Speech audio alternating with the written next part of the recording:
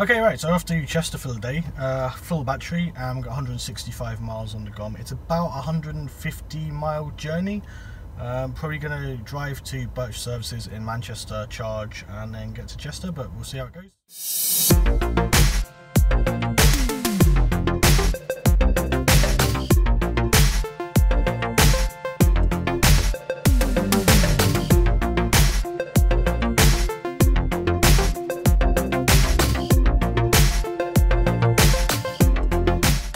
Okay, so we made it to Birch Services, travelled 109 miles, 11% in the battery, 22 miles left on the GOM. It looks like we're going to get a free vend here. At least 2 of the units there are on free vend, the 2 on the right. So yeah, let's get some free charge. Right, so we've been driving about 70 with ProPilot on up the M1 and down the M1 and M62.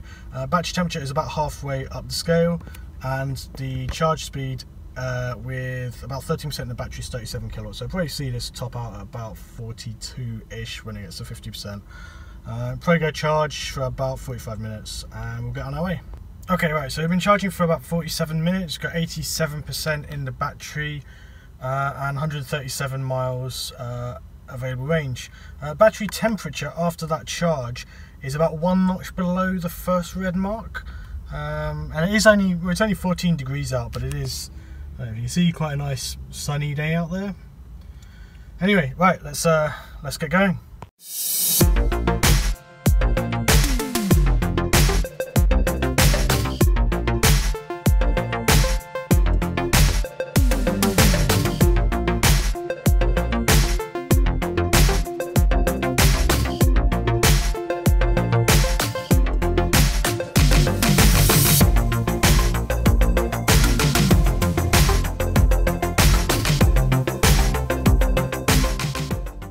Alright, we've arrived, we've travelled 47 miles since Birch Services. We've got 56% left in the battery and we've got 93 miles on the GOM. Battery temperature is still at that same point, just 1 notch below the first red bar. I'll probably be here for a few hours, so let's see how the battery cools down by the time we get back. Right, it looks like we've got some new chargers just been installed at Chester Zoo, like pod point chargers. Tarmac's still wet, so it looks like they've really just been installed. We'll see if we can plug in there, but I get the feeling the answer is going to be no, just because it looks like the tarmac's so wet.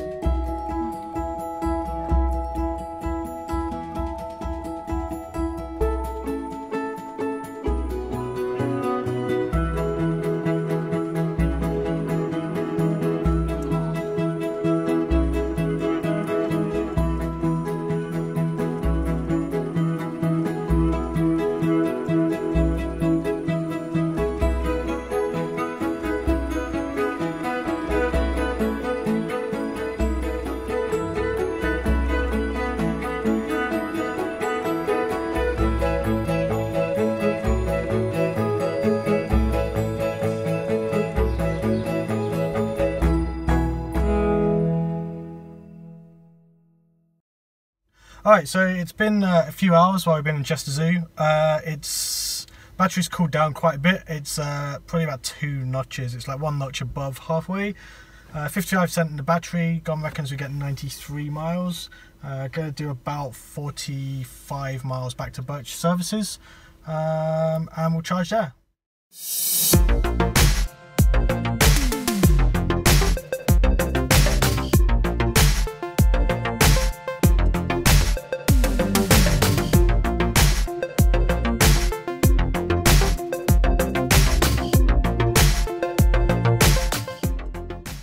Alright, so we're back at Birch Services, 2 notches underneath the first red bar. Got 11% in the battery, and we travelled 106 miles, so it's what, about 50-ish miles since we left the zoo. So yeah, let's charge and see how we get on. Okay, so we are charging a little bit slower than last time, putting 26 kilowatts this time. Yeah, we'll see how we get on, I guess. We might do another charge on the way back, we'll have to see. Right, so the charger's just booted us off. We've got 71% in the battery after about 45 minutes. It'll get us 114 miles, so we're going to go to nearly to grab some food and then probably stop in at Weatherby for a top up on the way home. And the battery temperature is 1 notch below the first red line.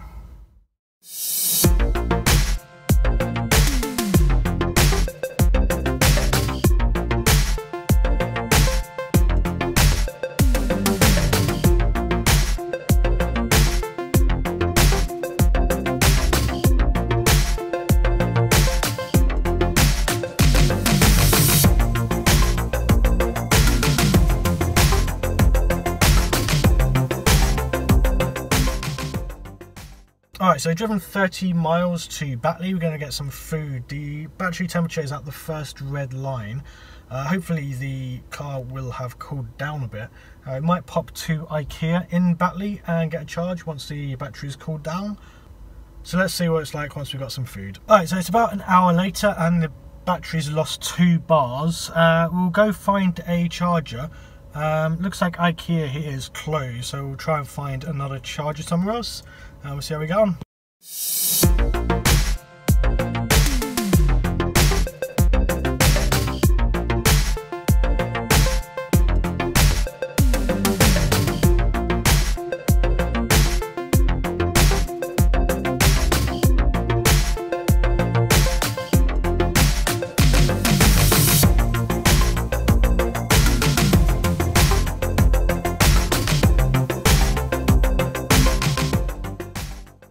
Alright, so we stopped at Wakefield Bannatynes and we're going to use the Instavolt charger and claim free charge. Proceed to the highlighted route. And yeah, we've got 29% in the battery, 44 miles on the GOM. We've travelled 40 miles since the last charge. Battery temperature is still where we left it at the restaurant. Alright, let's get charging. Alright, so yeah, successful free vend from Instavolt. Thank you, Instavolt. Pulling 24 kilowatts off this at the moment. Reckons 39 minutes we'll be up to 75%, which will probably be more than enough for us to get home, I think. Yeah, alright, excellent. Alright, so I'm charging for about 40 minutes, up to 79% and 123 miles on the GOM. Gonna reset the trip counter, and battery temperature is back to there, but that doesn't really matter seeing as we don't need any other rapid charges to get home. Right, so yeah, let's end this charge and head home.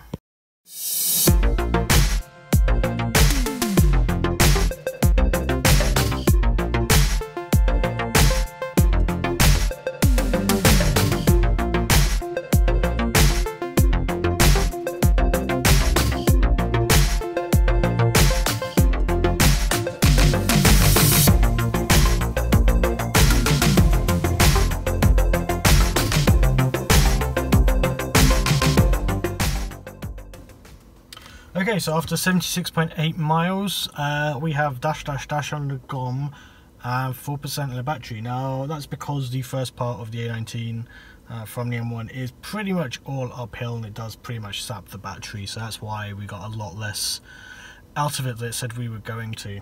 Right, so I am absolutely shattered, so I'm going to go in and I will do a bit more talking about this probably tomorrow sometime. Yeah, for now I'm going to sit the car on charge. Oh, one other thing I'll quickly go and have a look at is battery temperature. Okay, so battery temperature, we're at the first red line, which kind of makes sense because we've been driving at 70 pretty much all the way home. Anyway, time for me to go to bed, I guess. I'll see you tomorrow. Well, that's the first. In the entire time I've owned the car, I've never seen the national speed limit sign up in the top right corner there. It's always shown me, say 70 when I've been on motorways and things like that. It's never ever shown me that. It might be because I'm in a car park at the moment, but yeah, that's definitely a first. I'm not sure if it's a bug because you'd think that it would come up every time I passed a sign that looked like that. I'm not sure if it's being overridden by the speed that the sat-nav's reporting for the road. I'm really not sure. So, how did yesterday go? Well, we did have to wait for an hour longer than anticipated, which, if it had just been me in the car, it would have been an easier situation. Because I'm aware of the issues, it doesn't bother me as much. When you've got passengers in the car as well that are also having to wait because of this, it can be frustrating because you know that they're having to wait and they probably don't care about the whole EV side of things. They don't care about any of the technology side of it and they're not as interested in it. All they want to do is they want to get home. It was late in the evening. They wanted to get home and we had to wait for another hour at a charger, which wasn't really ideal. Was it the end of the world? No, not really. I mean, we hooked a phone up. We were sat watching some Netflix. You can actually play it if you got a phone or an iPad. You can hook it into the car and obviously use the car's audio system. And there are ways to pass the time.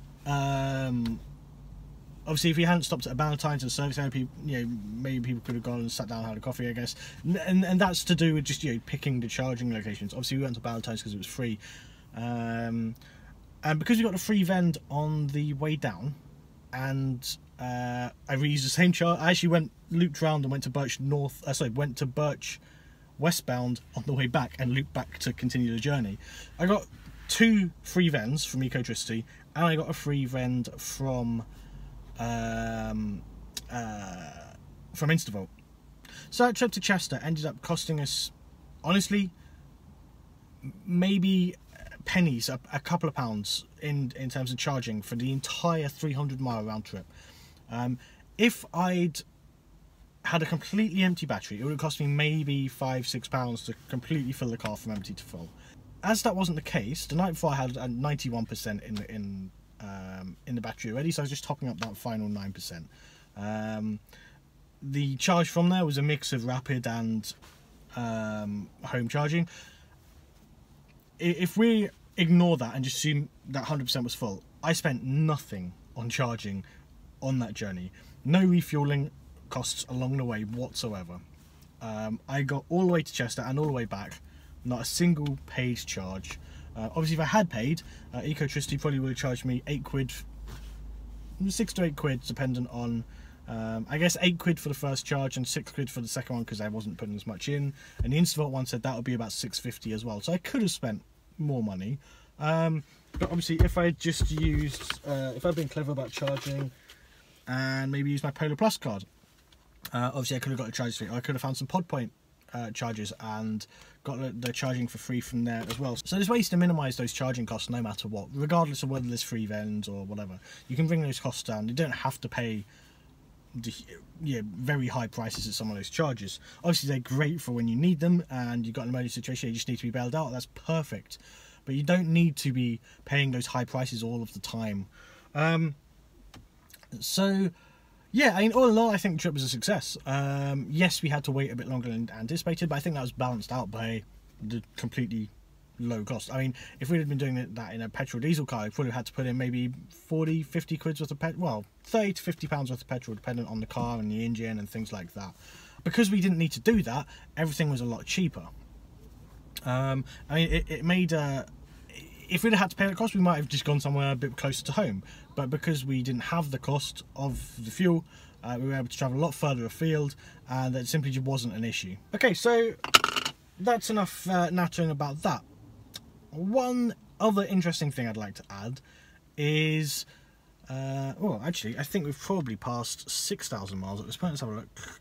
Yeah, 6,149 miles. So we've not only passed 5,000 miles, we've now passed 6,000 miles. But I've also got something a little bit more interesting on the go today. If I just get my iPad switched on, we have Leaf Spy. Okay, so first things first, we have got the battery state of charge.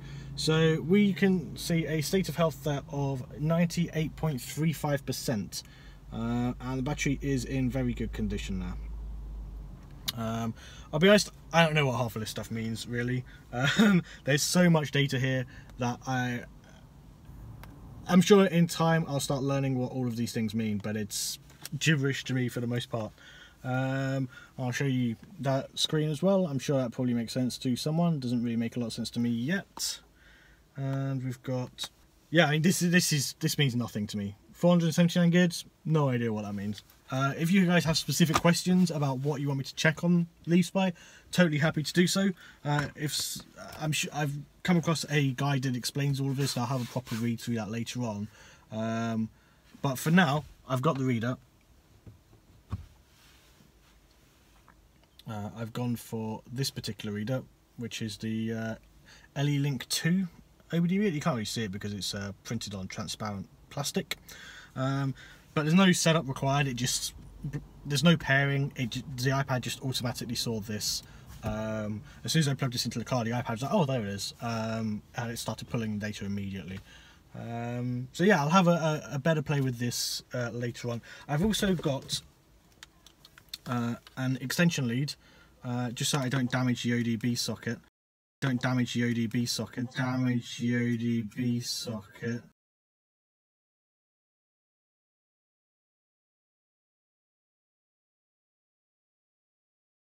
It seems to be quite a recommended thing to make sure, because it seems to be a common issue that people might accidentally damage their ODB sockets. So the idea is you'd plug the ODB reader onto there and then plug that into the car and leave that way connected. Now this is, I got a 1 meter cable because I didn't know quite how I'm going to do it. I mean, I could leave this in the door, the drinks holder in the door maybe, or I could maybe see if I can push some of this cabling behind the panel. I don't know. If anyone's got any tips for the best way to do cable management with this and keep this out of the way, totally open to it. I've got kind of right angled thin cables, so it's quite low profile, which is obviously great because it means it's not going to get in the way. I mean, in theory, that's the only thing that's going to be out there. But yeah, let's see how it goes, I guess. For the time being, I'll plug that cable onto there. You can see this then lights up and the iPad can start reading from it. So for the time being, I'm just going to leave it in the door, and we'll see if that gets annoying. I'll move it. But like I say, if anyone's got any kind of top tips for how to do this, let me know, and obviously I'll mention these out to anyone else watching. Right, so I think I'm going to wrap this video up here. It's been quite a ramble, but yeah, yesterday, great fun. Would totally do it again, even despite the charging issues. It meant the day was slightly longer. I mean, what we could potentially have done is if we'd found somewhere for food that was near a 7 kilowatt post, then we might have been able to charge while eating, which might have helped the situation as well. There's lots of things we could have tweaked about the day yesterday that would have made it a bit more painless. Did it spoil the day? Not at all. We had a great day out. It didn't spoil the day. It was just because it was late in the evening. I mean, you saw the times. I think it was probably about 9-10 o'clock by the time we were at that Instavolt charger. People were getting tired. People just wanted to go home, and the prospect of having to wait for another hour before we had an hour and a half to drive was not. It wasn't the best news. But like I say, we got the iPad out, hooked it up to the car. We watched some TV for a bit. The time went quickly. It wasn't a huge problem. Would it have been better to have not had to have done that? Absolutely. But that could have been solved not just by active cooling, just better charging management throughout the day could have helped with that as well.